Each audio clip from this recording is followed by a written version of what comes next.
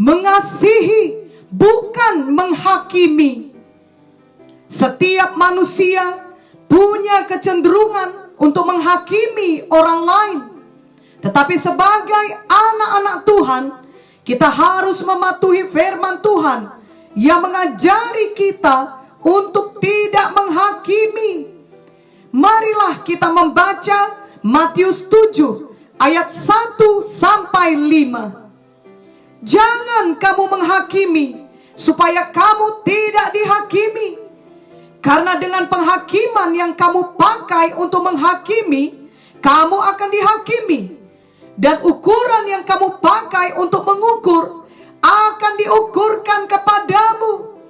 Mengapakah engkau melihat selumbar di mata saudaramu, sedangkan balok di dalam matamu tidak engkau ketahui?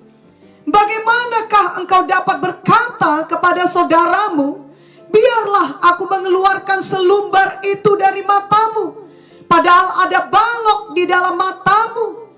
Hai orang munafik, keluarkanlah dahulu balok dari matamu, maka engkau akan melihat dengan jelas untuk mengeluarkan selumbar itu dari mata saudaramu.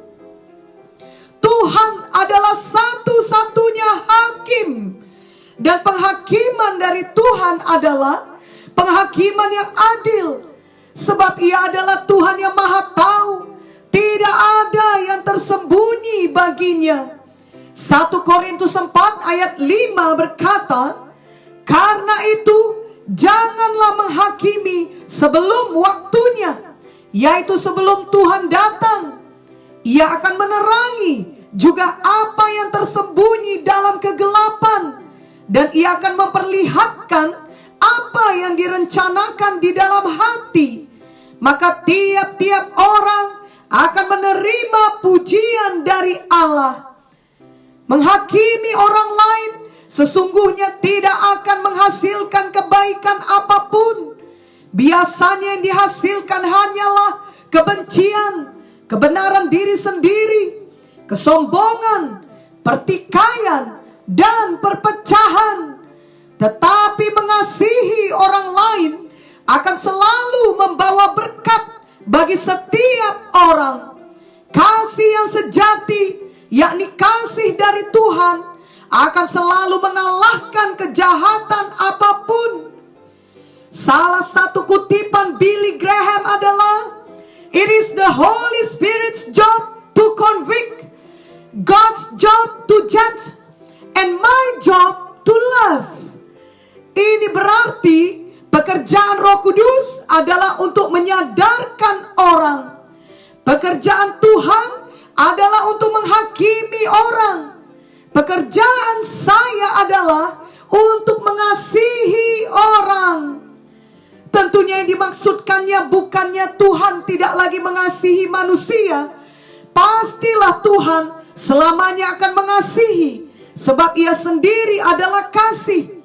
Namun Ia mau mengingatkan kita bahwa menghakimi orang bukanlah bagian kita, itu bagian Tuhan. Kita tidak pernah mengetahui keseluruhan cerita dari hidup seseorang. Janganlah kita berani menghakiminya. Menyadarkan orang juga bukan tugas kita atau bagian kita. Itu bagian Roh Kudus.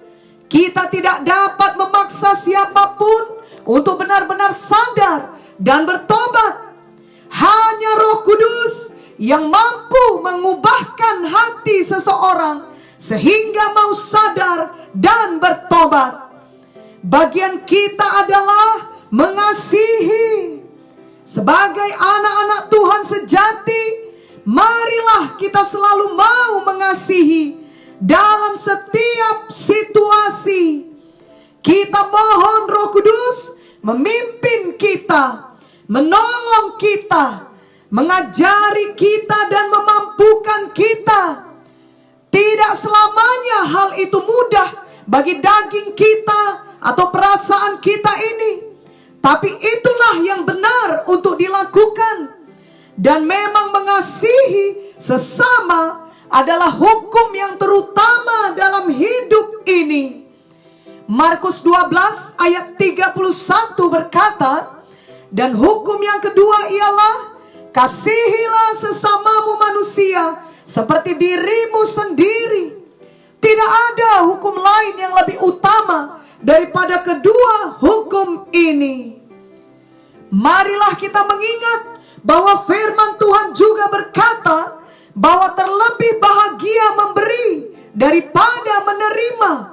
Saat kita memberi karena kita mengasihi, kita pasti berbahagia. Kita akan merasa diberkati apapun respon orang yang kita beri tersebut. Bila mereka menerimanya, puji Tuhan. Bila mereka menolaknya, tetap puji Tuhan. Ini berlaku untuk semua pemberian kita. Apakah itu berupa perhatian, waktu, tenaga, uang, barang, ataupun saat kita memberitakan Injil. Kita melakukan semuanya itu untuk Tuhan. Sekecil apapun perbuatan kita, itu penting di mata Tuhan. Ada kisah mengenai seorang anak yang berjalan bersama ayahnya di tepi pantai, di mana airnya sedang surut dan terlihat ada banyak bintang laut yang terdampar. Dan bila dibiarkan, mereka dapat mati kekeringan karena tidak mendapat air. Maka anak itu mulai memungut satu bintang laut dan dengan segenap hati melemparkannya kembali ke dalam air laut agar bisa terus hidup. Anak itu terus saja memungut satu persatu bintang laut tersebut dan melemparkannya ke dalam air laut. Setelah beberapa saat, ayahnya melihat hal tersebut dan membuat komentar, "Sudahlah anakku, berhenti saja. Apa yang kau perbuat itu hampir tidak ada artinya. Masih ribuan lagi bintang laut terdampar. Kau tidak mungkin sanggup memungut semua dan menaruh semuanya kembali ke dalam air laut. Lihat, semua susah payahmu tidak kelihatan hasilnya. Kerja kerasmu itu tidak membuat perbedaan. Sejauh-jauh mata memandang, pantai ini masih penuh dengan banyak bintang laut." Anaknya terus saja memungut bintang laut dan melemparkannya ke dalam air laut. Ketika ia memungut satu bintang laut, anak itu berkata, "Yang jelas apa yang saya lakukan membuat perbedaan besar bagi bintang laut yang saya pegang ini." Lalu ia melemparkannya ke dalam air laut. Dan memang benar demikian. Setiap bintang laut yang dilemparkannya mendapat kesempatan untuk terus hidup. Walau ia tidak dapat menolong semua, tetapi ia telah menyelamatkan banyak bintang laut pada hari itu. Demikian juga dengan hidup kita. Sangat banyak orang yang perlu ditolong. Kita tidak memiliki kemampuan untuk menolong dan mengurus semua orang di dunia ini. Tetapi kita pasti memiliki kemampuan dan kesempatan untuk menolong seseorang setiap hari yang dibawa Tuhan ke dalam hidup kita. Bagi orang tersebut, apa yang kita perbuat dengan kasih dapat mengubahkan hidupnya dan membuat perbedaan baginya untuk selamanya. Khususnya bila yang kita berikan adalah firman Tuhan yang kekal dan Injil Tuhan yang berkuasa menyelamatkannya dan memulihkannya. Mari selalu mencari kesempatan untuk memberitakan firman Tuhan. Itu adalah hadiah terbaik yang dapat kita berikan, sebab itu merupakan taburan yang tidak akan sia-sia. Kita percaya Yesaya 55 ayat 11 yang berkata, "Demikianlah firman-Ku yang keluar dari mulut-Ku.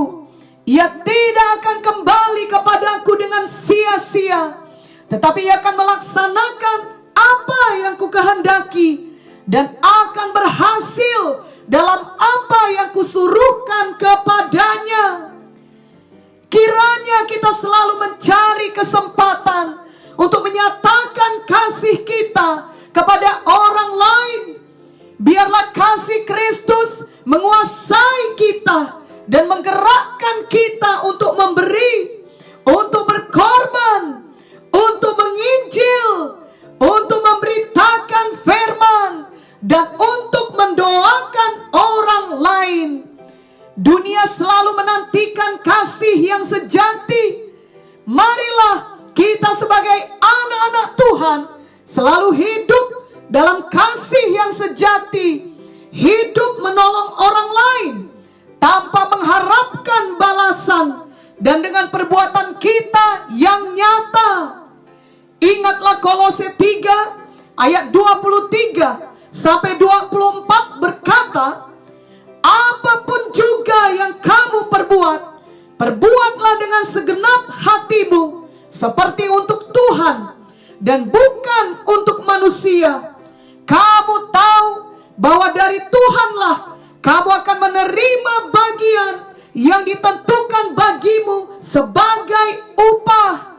Kristus adalah Tuhan dan kamu hambanya. Biarlah kita selalu memilih untuk mengasihi, bukan menghakimi. Kiranya kasih Kristus menggerakkan kita setiap hari untuk selalu mengasihi orang lain, dan kelak kita pasti akan menerima upah kita dalam kehidupan